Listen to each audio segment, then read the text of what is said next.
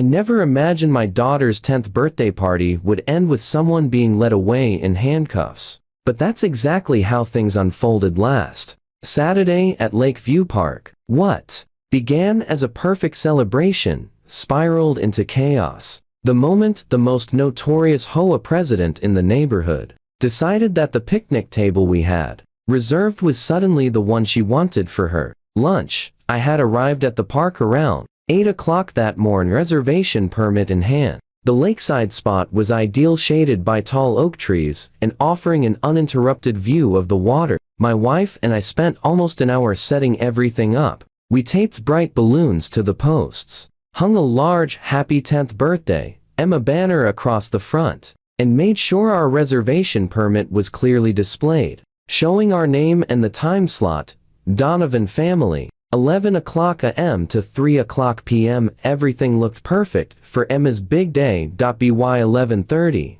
the party was in full swing. About 15 kids were running around playing lawn games while parents gathered around the food table we'd arranged. Emma glowed with excitement as she showed her friends her brand new science kit. That's when I saw her Karen Winters strutting across the park toward our setup. Designer sunglasses perched on her nose even though the sky was cloudy, clipboard clutched to her chest, and that familiar expression of disapproval she was infamous for in Oakwood Estates. "Excuse me," she announced loudly, interrupting several conversations at once. "I need everyone's attention." She tapped her manicured nails against her clipboard as if she were conducting an inspection. I stepped forward, determined to keep things civil. "Hi, Karen. Is there something you need?" She looked at me like I was something unpleasant stuck to her shoe. "Actually, there's been a revision to the park seating assignments," she declared, her voice dripping with fake authority. "This particular table has been reassigned.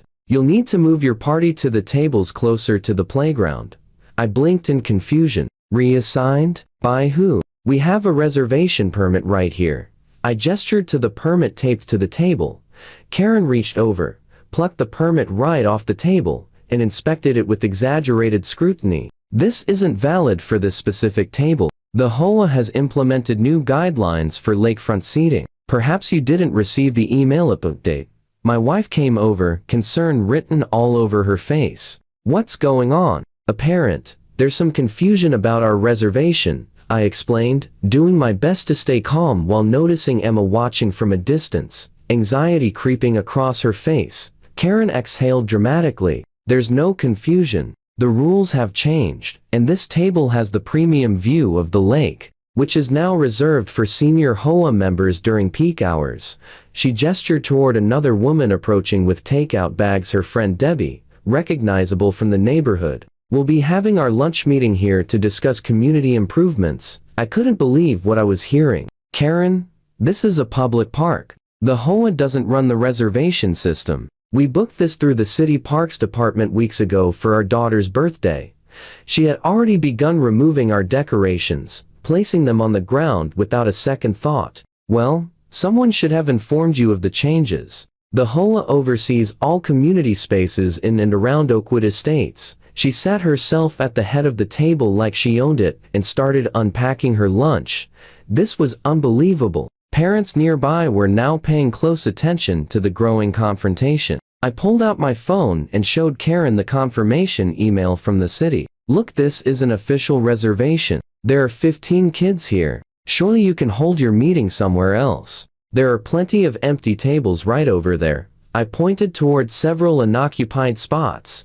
Karen took a sip of her latte and dismissed me with a wave of her hand. "Those don't have the proper view. This location is better suited for our meeting. Your reservation is simply unenforceable under the new guidelines." Then she turned to Debbie. "The chicken salad from Caf Lauren is divine. You must try it." I was speechless. More parents had gathered by now, and Emma tugged on my sleeve, her eyes filling with tears. "Dad, is the mean lady taking our party away?" she whispered. Before I could respond, Karen scoffed loudly. "Oh, please don't get emotional over a table. There's no need to upset the children with such dramatics. Just move to another spot and let them enjoy their little party." That was the moment something inside me snapped. Emma burst into tears, and seeing my daughter cry on her birthday lit a fire in me.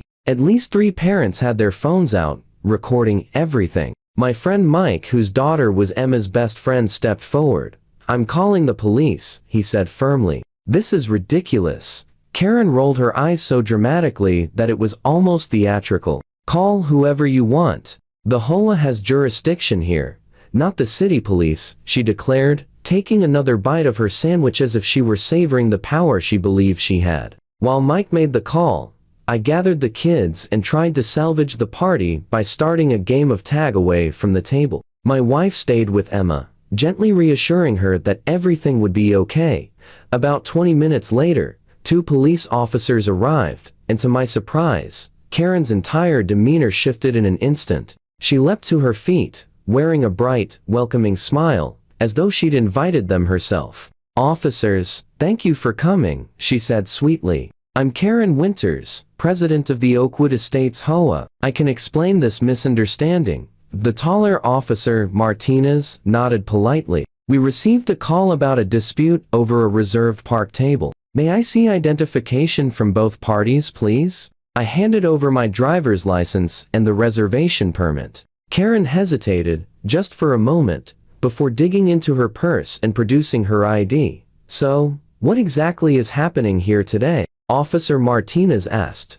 I explained everything: how we reserved the table weeks earlier for my daughter's birthday, arrived early to set up, and were in the middle of the celebration when Karen showed up, claiming the table had been reassigned by the HOA. Karen cut in before I could finish. "The HOA recently implemented new guidelines for premium seating locations in community areas. We sent out notices."